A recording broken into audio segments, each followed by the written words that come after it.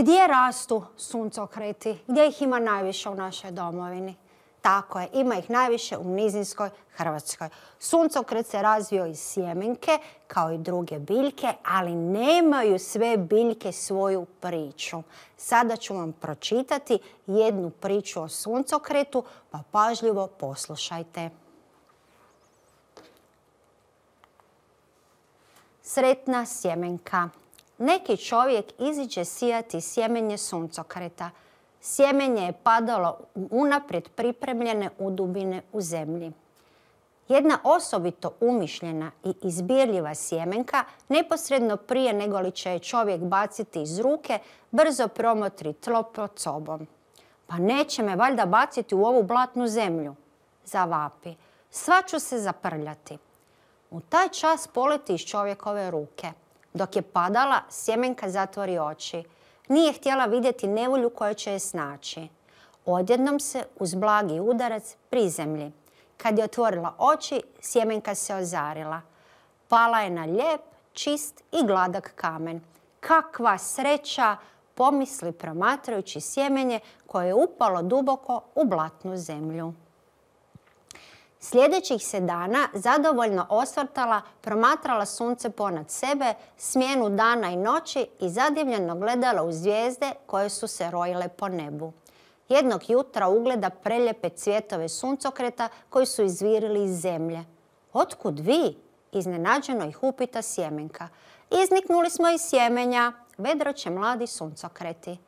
Sjemenka ih je promatrala kako su iz dana u dan rasli, bivali sve snažniji i sve viši. Kako je vrijeme protjecalo, osjećala se sve lošije. Sunce ju je pržilo, kiša koja je padala nije se zadržavala na kamenu, nego se slijevala niz njega. Zbog toga je uvijek bila žedna i osjećala je kako se pomalo suši. Iz mene bi možda mogao niknuti cvijet, prelijepi cvijet, pomisli. Ali kako da u to budem sigurna? Potom upita cvjetove. Kako ste vi uspjeli izrasti?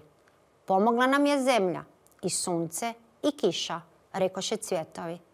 Sjemenka namrgođano pogleda sunce i kišu. Ali zašto meni ne pomažete? Upita ih ljutito. Ne možemo ti pomoći dok ne upadneš u zemlju, odgovorili su joj oni. Sjemenka se jako snuždjela. Jedne noći, dok su sunce i kiša i cvjetovi oko nje spavali, sjemenka dopusti povjetarcu da je ponese s kamena. I on ju je lagano, posve lagano spustio na zemlju. Sigurna sam da vam se priča jako svidjela i da ste izvukli i pouku iz ove priče, a sada ćemo odigrati kviz o pročitanoj priči.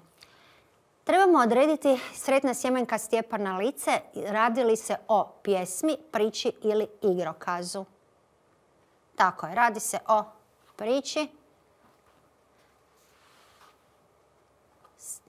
Sljedeće pitanje. Što je tema priče? Ponašanje sijača ili ponašanje sjemenke?